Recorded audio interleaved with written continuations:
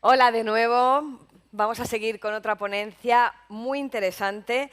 Estamos hablando mucho de innovación, estamos hablando de tecnología y me surge la pregunta si todo eso nos va a llevar hacia un mundo más justo, más humano.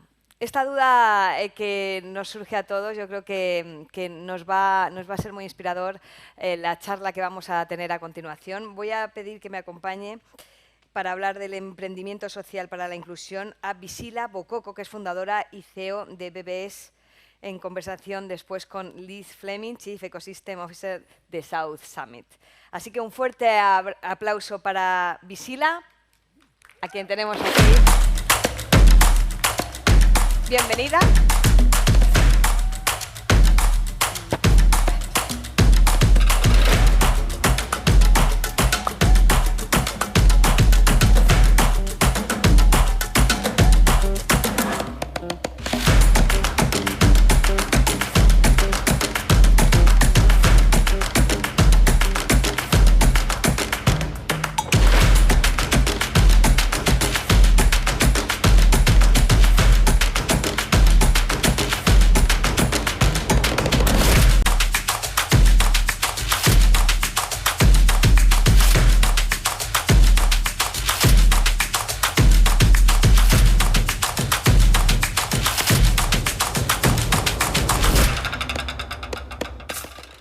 Hola, ¿qué tal estáis? He hecho una pregunta y nadie me ha contestado. ¿Cómo estáis? Eso me gusta más. Después de haber venido desde Nueva York a veros, necesito un poco de cariño, de calor. España, darme amor. Muy bien, gracias, gracias, gracias. ¿Sabéis cuál es la pregunta más difícil para mí de contestar? ¿Alguien lo sabe? ¿Alguien se atreve? No, eso no me importa nada, 48. La pregunta más difícil para mí de contestar es ¿de dónde eres? Por ejemplo, cuando muchas veces esta mañana han venido a recogerme al aeropuerto y me han empezado a hablar en inglés y yo le contesté en español. Ay, ¿usted por qué habla tan bien español? ¿De dónde eres? Entonces, cuando tengo que contestar de dónde soy, pues tengo que empezar a dar muchas explicaciones. Y en realidad, pues soy de Valencia y os voy a explicar por qué soy de Valencia. Para eso me tengo que ir a mi bisabuela. Mi bisabuela en los años 50 pues se fue a estudiar a España a magisterio, escapando de un matrimonio de violencia doméstica y decidió estudiar educación, porque se dio cuenta de que la educación es la llave que abre todas las puertas. Quizás la educación no nos da el éxito, pero sí nos da la opción de elegir, de tener opciones. Y cuando volvió de España, decidió montar un colegio femenino para que muchas mujeres tuvieran la confianza en sí mismas a través de la educación. Y ese colegio se llamaba Waiso y Pola. Os voy a enseñar una palabra en bubi, en africano. La vais a repetir conmigo. Waiso y Pola. Esto significa mujer, levántate. Y ahí fue mi madre, por ejemplo, a ese colegio. Y además tomó la decisión de comprar un pisito en Valencia y alguien le dijo, tú cómpralo en Valencia si quieres invertir en España, porque hace 300 días de calor y es como África. Por eso nací yo en Valencia, porque nací en esa casa. Mi padre, que es su nieto, cuando después del proceso de descolonización que pasó en Guinea Ecuatorial, el presidente que estaba en ese momento, todo lo que tuviera aroma de colonia lo rechazaba. Por lo tanto, cerró los colegios y las iglesias. De tal manera que mis abuelos decidieron pues, que mi padre se fuera a España a estudiar. Y mi padre siempre dice que él, cuando en los años 70, imaginaros, primer negro en la Universidad de Valencia, mucha gente le decía, pero vete a tu país, negro, ¿qué haces aquí? Y él decía, pero si he venido con las llaves de mi casa en el bolsillo. Entonces nunca sintió que esas palabras eran de rechazo, era impermeable a esas palabras. Mi madre vino aquí con 14 años y fue por otras circunstancias. Ella acabó en Valencia porque mi abuelo era del Valencia. Y él, como le gustaba el fútbol, dijo, pues te vas al equipo que yo sigo y ya está. Y la metió en un internado en Valencia. Así que mis padres se conocieron en Valencia y ahí nací yo. Y recuerdo exactamente el primer día en el que me di cuenta que era negra. Porque cuando tienes 6 o 7 años, no tienes una conciencia de lo que es el color de piel. Te ves como los demás niños. Y ese día, la profesora nos cambió de sitio y me sentó al lado de un niño. Y este niño empezó a llorar como si no hubiera mañana. Por favor, no, no, no, no, no, no, yo no me quiero sentar con ella, que me vuelvo negro, no, no, no, no, no, no. Se pensó que esto era contagioso. Y la profesora en ese momento no supo cómo gestionar eso, porque para ella la diversidad, pues imaginaros en esos años, era un concepto extraterrestre. ¿Quién sabía de todo esto? Así que me dijo, bueno, ven aquí, y me sentó al lado de una niña, y la niña dijo, bueno, pues si mi destino es volverme negra, pues ya veremos, ¿no? Esta se lo tomó mucho mejor. Pero claro, yo volví a casa ese día traumatizada. Y le dije a mis padres, me han llamado negra. Y mi padre, que es muy práctico, me dijo, mírate al espejo. Tal cual. Y yo me miré y dije, bueno, negra, no, marrón, pero tanto como negra. Y mi padre me dijo, eres negra y eres mujer. Y con esto tendrás que lidiar toda tu vida. No lo vas a tener fácil. Y además, siendo la primera generación de africanos, guineanos, nacida en España, lo que tú hagas tendrá trascendencia en las personas que vengan detrás de ti. Así que ese día ella me puso aquí al continente africano en mis hombros y aún lo llevo encima y no sabéis lo que pesa esto. Así que, con estas palabras, mi educación también fue bastante inusual. Porque un día llegó a mi cuarto y me tiró todas las revistas de Superpop. Aquí sois todos muy jóvenes, pero yo leía Superpop, que era una revista que se leía en aquella época. Y me las tiró todas a la basura y me dijo, a partir de ahora vas a leer libros serios. ¿Y qué libros me dio? Pues el Bhagavad Gita. Me dio a leer libros de política africana, que entendiera qué era el panafricanismo, que entendiera qué es ser negro en el mundo. No es lo mismo una persona que viene de un proceso de colonización que de esclavitud. Por lo tanto, un negro americano no se va a sentir igual que un negro africano o un negro del Caribe. Todos estos libros, que en aquel momento para mí, teniendo 9, 10 años, eran muy difíciles de entender, aún así los tenía que leer. Filosofía, sociología. Todo lo que cayera en mis manos, ¡boom!, me lo daban. Y más encima nos hacía hacer un resumen de todos esos libros. Y ojo, como no los leyeras. Mi hermano no se los leía, hacía así. Y mi padre siempre decía, ¿tú te crees que te voy a dar un libro que no he leído? Nos hacía preguntas y luego, si no lo hacías bien, te castigaba. Así que esa fue mi educación, bastante inusual. Y con todo ese estudio y sabiendo que tenía que estudiar porque me tenía que ganar la vida un día, pues cuando llegué al instituto y le dije a mis padres, ya sé lo que voy a hacer con mi vida, voy a ser actriz. Y mi padre me dijo, ¿tú te crees que yo he venido de África para que mi hija sea actriz? O sea, déjate de coñas ya. O sea, esto no va a ser, no en mi caso. Con lo cual, bueno, pues al final acabé estudiando Derecho y Económicas.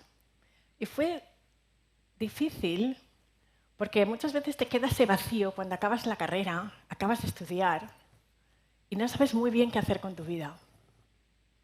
Y buscaba trabajo. Y buscaba trabajo. Y en aquella época, pues no era como ahora que ibas a internet, hacías así, ya tienes un currículum, tenías que escribir con una Olivetti y mandar la carta y luego pues hacer investigación de qué empresas querías trabajar. Y siempre recibía la misma respuesta. Muchísimas gracias, pero ahora mismo no tenemos una vacante.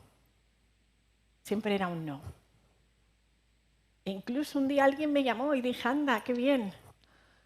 Y me dijo, oye, me ha encantado tu currículum, vente luego. Y nada, tuvimos una conversación por teléfono y nos conocemos. Y cuando llegué a la entrevista, vi cómo se le bajó el alma a los pies cuando me vio. Porque claro, ella no pudo identificar En ese momento, por la manera en la que yo hablaba español, ¿cómo era yo?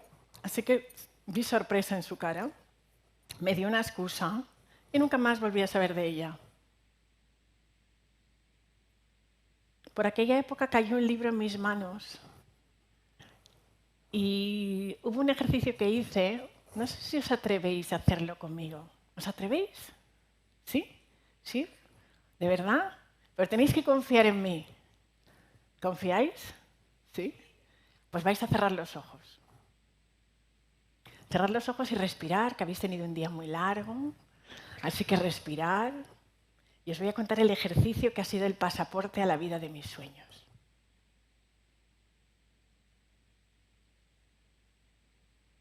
Imaginaros que estáis en un cine y que tiene una pantalla muy grande como esta y estáis solos en el cine y estáis en el centro. Y en el centro, de repente veis que la pantalla se enciende. Y en esa pantalla te ves a ti, en una cama, despertándote. Quizás esa mañana te despiertas al lado de la persona de tus sueños, a la que quieres, o te despiertas solo. Eso sí, te has despertado con una gran sonrisa en la cara. Imagínate feliz, levantándote estupendamente, yéndote a tu cuarto de baño, a arreglarte para el día. E imagina, ¿cómo te gustaría verte en el espejo? ¿Cuál es esa imagen ideal de ti que te gustaría ver? Rebosante de salud, energía. Imagina tu desayuno esa mañana, fantástico. ¿Qué te gustaría comer ese día? Esto no tiene calorías, así que ya sabes. Imagina a qué lugar de trabajo te gustaría ir. ¿Con qué personas te gustaría trabajar? ¿Con qué personas te encontrarías? ¿Qué llamadas recibirías? Emails. Imagina que queda una hora para ir a almorzar y te metes en tu ordenador y entras en tu cuenta bancaria. Imagínate el número de ceros que te gustaría ver en tu cuenta bancaria. Y no tengas miedo. Pon tantos ceros como te gustaría ver. Siéntete grande. Sueña en grande. Imagina qué harías con el resto de tu día. ¿En qué país estarías? ¿Con qué gente? ¿Qué harías esa tarde? Y al final de tu día, cuando vuelves a casa, vuelves a la casa de tus sueños, con la familia con la que te gustaría encontrarte. Y te vas a dormir feliz. Imagina que vuelves a ese cine y esa pantalla de televisión que tienes se va haciendo cada vez más pequeña hasta que toma el tamaño de una perla, una perlita blanca. Y esa perlita salta a tu corazón. Y ahora todo el mundo os vais a poner la mano en el corazón y vais a sentir que esa vida que quieres está totalmente en coherencia de pensamiento, de sentimiento y de acción con tu corazón. Guárdala ahí para que encamines esa acción a la vida de tus sueños. Y ahora puedes abrir los ojos. Welcome back. Este simple ejercicio de visualización fue el ejercicio que hizo que un día me llamara mi madre con esos teléfonos de aquella época que parecían zapatos, que sonaban muchísimo, y me dijo, oye, que te han llamado del Instituto Valenciano de la Exportación, que te quieren entrevistar. Pues a raíz de eso empecé a trabajar en comercio exterior y empecé a apoyar a las empresas valencianas que querían hacer negocios en el extranjero. Ahí también me di cuenta de la importancia que es pedir lo que quieres. Y que si no se te abren las puertas, las derrumbes. La primera parte de la beca me la dieron en Valencia. Y me quedé bastante aplatanada porque yo me quería ir al exterior. Tenían 22 oficinas en el mundo y yo quería irme de lo más lejos del mundo. Siempre había habido un director general en esa empresa y por primera vez venía una mujer a dirigir. ¿Cuál fue mi sorpresa? Que en los años 90 las mujeres no era como ahora que nos apoyábamos. En lugar de estar todas ahí como cheerleaders con pompones que venía por primera vez una mujer a dirigir la institución, todo lo contrario.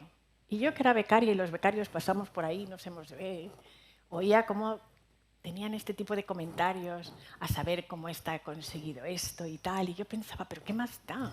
Si el caso es que está aquí y que es por primera vez que una mujer va a dirigir esta institución. No importa el cómo, el caso es que está aquí y puede abrir camino a los demás. Y esa mujer a mí me puso la escalera, porque su primer día de trabajo me la encontré en el ascensor. Y yo le dije, ¿qué tal tu día? Y me dijo, bien. ¿Y tú quién eres? Y yo, pues la becaria del departamento de información. Y le dije, ¿te puedo hacer una pregunta ahora que te tengo aquí? Le dije, ¿qué has hecho tú para ser directora? Porque me encantaría ser directora algún día. Y me dijo, estudié Derecho. Y dije, ay, pues voy bien, no vamos mal. Y luego le dije, ya que te tengo aquí, me encantaría pedirte un favor. A mí me encantaría que me enviarais a la oficina de Nueva York. Siempre ha sido mi sueño desde pequeña vivir en esa ciudad. Entonces ella me dijo, bueno, yo no te conozco de nada. Dile a tu jefa que venga mañana y que hable conmigo y ya veremos.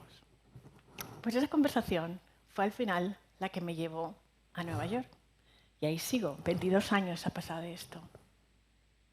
También acabé dirigiendo la oficina de Nueva York y llegué a dirigir la Cámara de Comercio de España y Estados Unidos. En todas estas ocasiones he tenido que pedir el puesto, porque muchas veces, cuando se daba la ocasión, ni siquiera pensaron que yo podría estar interesada.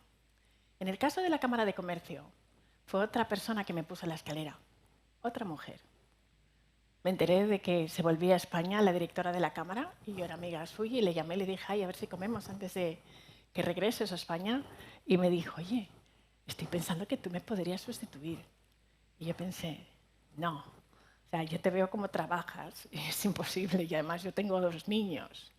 Y me dijo, mira, Visila, inténtalo, no pasa nada, el proceso ya está ahí y no tienes nada que perder. Por eso digo que todos necesitamos ese tipo de amistades, esos cheerleaders que te ponen la escalera, porque ella es lo que hizo. Ahí aprendí la ventaja competitiva de la diversidad cuando vas a conquistar nuevos mercados. Qué importante es tener una mente global y una mente abierta al cambio. Entender que Estados Unidos no es un mercado, son 5. Entender la diversidad de una manera muy amplia. Cómo la diversidad de pensamiento es tan importante. Y todo ese conocimiento que yo había ido adquiriendo a través de los años, y ese conocimiento transversal, me fue ayudando luego para hacer mi trabajo. Un día me echaron, tal cual, después de 7 años, como en las películas. Viernes por la tarde, para que pases un buen fin de semana, te echan.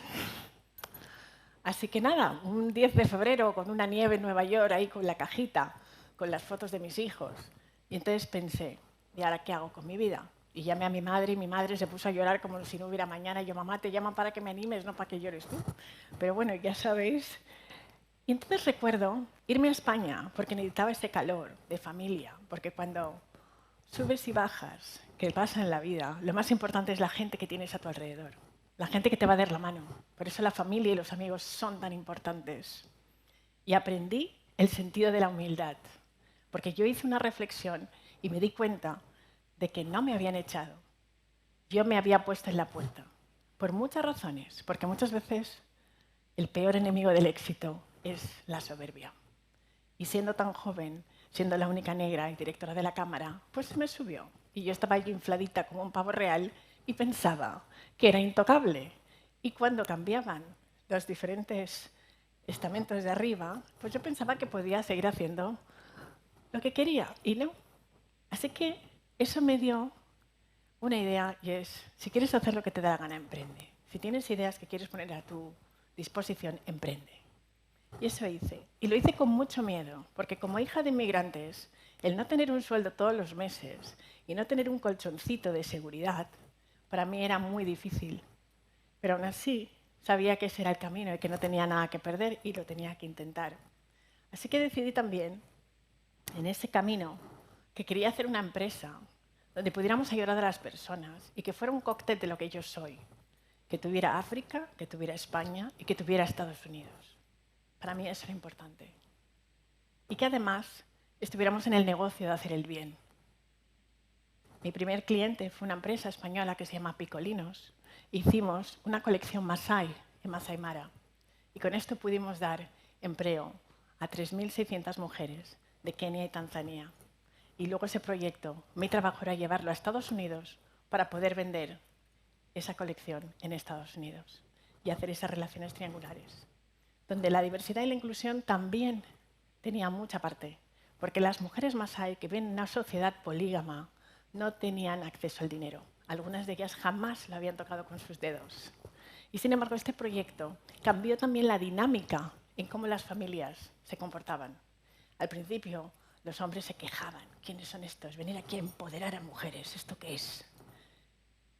Y luego se dieron cuenta de que estas mujeres que cobraban en euros hacían que no solamente mejorara la vida de sus familias, sino la de toda la comunidad, porque contribuían en comunidad al crecimiento de esa sociedad. Y llevo 12 años trabajando con la comunidad de Masái y me he dado cuenta de cómo ha cambiado las cosas. También en ese mismo periodo me di cuenta de que si yo había conocido África a través de los libros, los niños que yo conocía en África también podían conocer el mundo a través de los libros y decidí hacer bibliotecas en África. Empecé ese proyecto, desde luego, sin tener ningún tipo de medios económicos. Pero cuando uno tiene una visión, se alinean las cosas para que pase. Y no lo hice sola. Tuve un montón de personas que me ayudaron. Y hoy pues tenemos 4 bibliotecas propias y trabajamos en varios países de África. Y además tenemos historias tan maravillosas como la de Paul, que cuando le conocí tenía 9 años, quería ser piloto y siempre estaba leyendo libros de aviación. Y en septiembre de este año, cuando tuve la oportunidad de cenar con él en Nairobi, ya está trabajando en Air Kenya y está pilotando los aviones que van de Masai Mara a Nairobi. Así que, al final, yo siempre digo que soy una hacedora de sueños, porque a través de esas visualizaciones que hago y de los libros que leí, aprendí que cada uno puede crear y diseñar su vida. Y creo que todos los niños en la educación deberían aprender a diseñar sus vidas para que tuvieran esa oportunidad de entender que sus destinos dependen mucho de ellos. Y para esto tendríamos que cambiar cómo está el sistema educativo desde la raíz y que tuvieran ese conocimiento transversal y que aprendieran a ser creativos. Porque la creatividad es una de las características más importantes que tenemos que potenciar en las personas, porque eso es una capacidad que todos tenemos innata y que a veces pensamos que no tenemos, pero todo el mundo puede crear su destino. Gracias.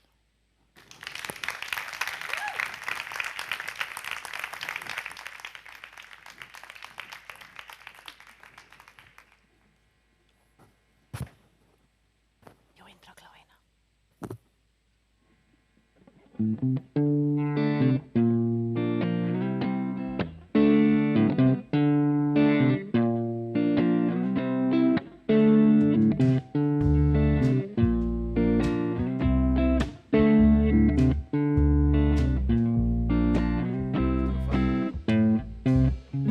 What would you do when you get lonely? No one's waiting by your side.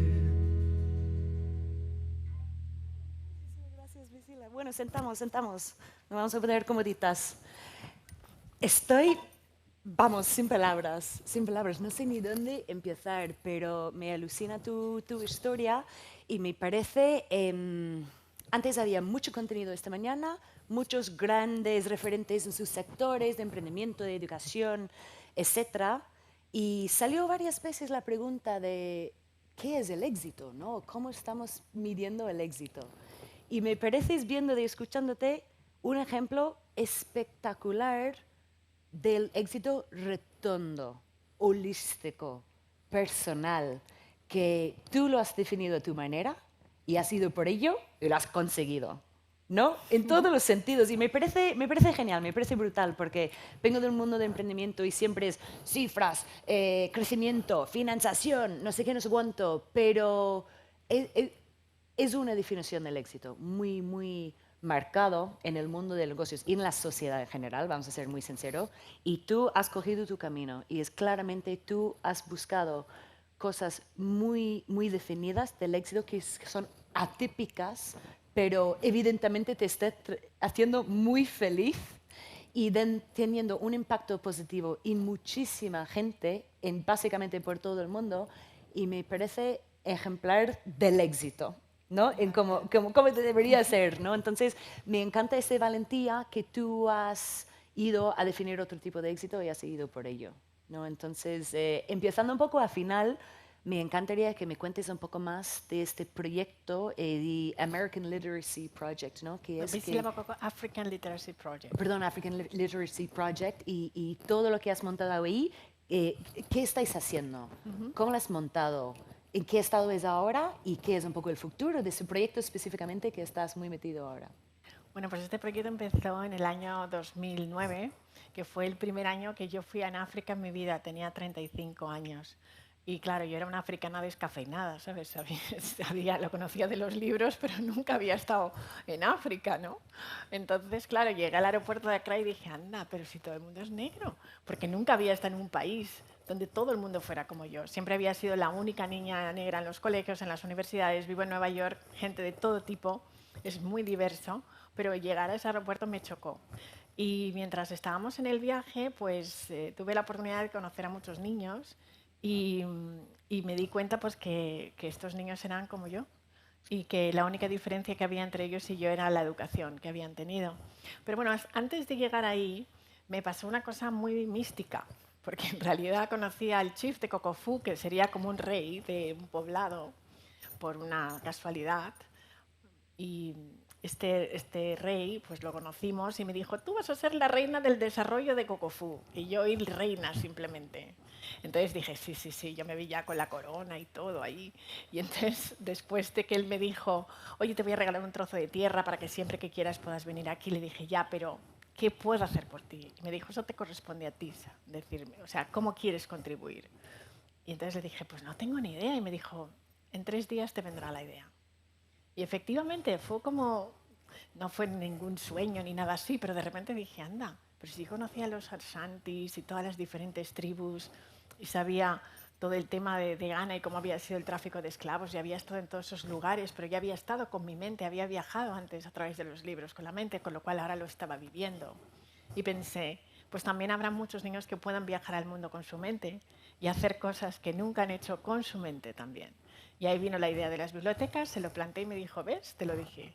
Y entonces hicimos la biblioteca y cometimos varios errores porque pensé, nada, les regalo una biblioteca y todo el mundo va a ir a la biblioteca. Pues no, no fueron a la biblioteca porque no sabían lo que era una biblioteca y entonces tuve que cambiar el modelo porque la biblioteca tenía que estar en el sitio donde ya están los niños, porque si no los niños no iban a ir y sus padres no les iban a llevar. Entonces, pues aprendes de los errores. Al principio fue difícil porque inviertes tanto dinero, un dinero que más encima no tenía, porque esta organización siempre para mí ha sido como un hijo más. Es decir, que de todos los beneficios que hace mi empresa siempre hay un porcentaje que se va a la fundación y así ha nacido.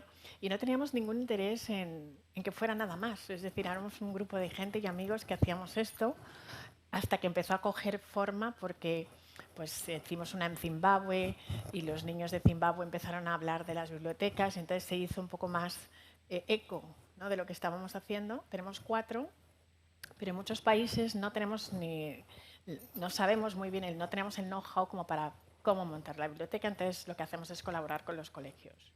Y algunas, por ejemplo, como en Guinea Ecuatorial, pues España les donó una gran biblioteca y no hacía falta tener ese espacio físico, pero, por ejemplo, la universidad nos contactó el año pasado porque los estudiantes no tenían libros en la universidad. Y tenían muchísimos problemas para las fotocopias, no tenían esos medios. Entonces, pues donamos 27.000 libros que gracias a todas las universidades españolas, que prácticamente todas se implicaron, y tenemos un almacén en Barcelona, hicimos una consolidación y pudimos llevar los libros. Es una de las donaciones más grandes que hemos tenido. Y entonces, bueno, pues aprovecho también para agradecer a todas las universidades españolas que nos apoyaron en esto. Claro, me encanta. Y esto es el foro, ¿no? Entonces, bien aprovechado. ¿No? Me encanta, me encanta. Y como luego, como dices tú, si coges algo que tienes pasión, luego las estrellas se alinean un poco, ¿no? Y coge momentum y luego realmente podría aumentar el impacto, incluso que tú podrías soñar, ¿no? Que es maravilloso. Y empezar de las primeras etapas que me parece donde realmente podemos hacer un gran cambio, ¿no? Quería tocar también el proyecto anterior. anterior trabajando con las mujeres, ¿no? En esos pueblos, que me ha encantado que una reflexión que has hecho sobre no era solo un beneficio económico suyo de educar y darles trabajo y pagar, que al final era un beneficio que se vive a toda la comunidad. Y te quiero preguntar, hoy en día, y tú como gran consejera femenina, ¿no? Mujer, ¿qué son las diferencias entre un liderazgo femenino y no? Y me encantaría saber qué piensas de esto, mirando un poco el mundo como está ahora mismo, ¿no? Y sobre todo volviendo del sector de tech, emprendimiento, que es todo blanco, es todo hombre, y se parecen muchos entre ellos. Nos cuesta un montón llevar a mujeres, ni hablar de africanos o negros y todo entre medio, ¿no? Que llega al mundo de emprendimiento tecnológico. ¿Qué impacto has visto esto en liderazgo femenino? ¿Qué es lo que falta? ¿Qué es lo que importa que no importa otro tipo de liderazgo? Yo no suelo dividir tanto el liderazgo femenino y masculino, sino que me gusta llamarlo un liderazgo humanista, porque creo que hay muchos hombres que tienen muchas de las características que supuestamente son solamente de liderazgo femenino, que es la intuición, la empatía. He tenido grandes líderes trabajando a mi lado que tienen esas características, y creo que cuando una persona se conecta con su energía femenina y masculina llega al equilibrio, porque todos los seres tenemos esas dos energías. Y por eso también los equipos que trabajan con hombres y mujeres trabajan muchísimo más equilibrados. Y personas que trabajan con diferentes zonas del cerebro también consiguen más impacto. Está totalmente demostrado que las empresas que tienen equipos diversos, sus beneficios suben un 41%. Las últimas veces que he visto las cifras en Estados Unidos se ha demostrado que eso es lo que pasa. Por lo tanto, es una pena que alguien quiera dejar detrás el liderazgo femenino ahí en sí, porque se está perdiendo la oportunidad de crecer. Y creo que las empresas que no sean diversas en el futuro no serán, simplemente no serán, porque en principio vivimos en tiempos de incertidumbres y necesitamos unas diferentes características para movernos en estos retos, ¿no?, que estamos viviendo en este mundo, y ahí hace falta ambos liderazgos. Entonces, mi invitación es sobre todo para un liderazgo inclusivo y un liderazgo humanista, pero de hombres y mujeres. Yo no quiero que me cojan solamente porque soy mujer y que soy negra y poner ahí un checkbook. Okay, no. Sí. Quiero realmente aportar y contribuir realmente, ¿no? Y creo que todas las mujeres nos sentimos igualmente y tenemos la capacidad, pero sí que es cierto que tenemos que romper muchas veces esas barreras mentales que tenemos, esos sesgos que muchas veces están en nosotras, y nos corresponde a todos como sociedad, hombres y mujeres, educarnos en la diversidad y incluir al liderazgo femenino pues desde la apertura, ¿no? Desde que seamos globales de mente, ¿no? Y ver que esto nos va a aportar valor y beneficios, ¿no? Si solamente es tu interés, es el beneficio económico, desde luego ya te digo que sí, pero aparte de eso tiene muchos más beneficios, como puede ser la innovación, la creatividad, el hecho también de atraer talento, porque la gente quiere estar en entornos donde realmente se les vea y se les oiga y que tengan algo que decir. Sí, hasta te abre el mercado, ¿no? Que puedes conseguir y llegar a traer otro tipo de perfil que te complementa en tu negocio, ¿no? Estamos totalmente fuera de tiempo. Me encantaría tener muchísimo más porque podría entrar en 1000 temas, pero una última reflexión en cómo lo podemos hacer mejor. Yo creo que cada vez está mejorando, somos más conscientes, pero no ni cerca en dónde que tiene que llegar para que una persona como tú, tus hijos, tus nietos y todo eso, no pasa por esas dificultades que tú has vivido, ¿no? Que yo no puedo ni contemplar, empatía podría tener, pero entender no lo podría entender. ¿Cómo podemos mejorarlo? ¿Qué son los últimos consejos de realmente podemos ser el cambio y sembrar el cambio necesario? Mira, lo primero que tenemos que hacer es partir de la base de que todos estamos diseñados de serie para tener sesgos inconscientes y tener rechazo a lo que no nos es familiar. Existe la teoría de la identidad y nos gusta la gente que es como nosotros. Al final es así, nuestro cerebro nos protege, perdón, la amígdala, de lo que es extraño a nosotros. Entonces, lo primero que tenemos que hacer es aceptar en dónde nosotros estamos utilizando estereotipos o dónde tenemos prejuicios o incluso hemos llegado a discriminar. La mayoría de personas no aceptamos que estamos ahí y todos tenemos que empezar desde el primer punto de partida. Todas las personas, de alguna manera, por nuestra manera de hablar o de pensar, estamos ahí. Una vez lo aceptas, lo puedes cambiar. Y lo que hay que hacer es educarse. Y una de las cuestiones muy importantes es viajar.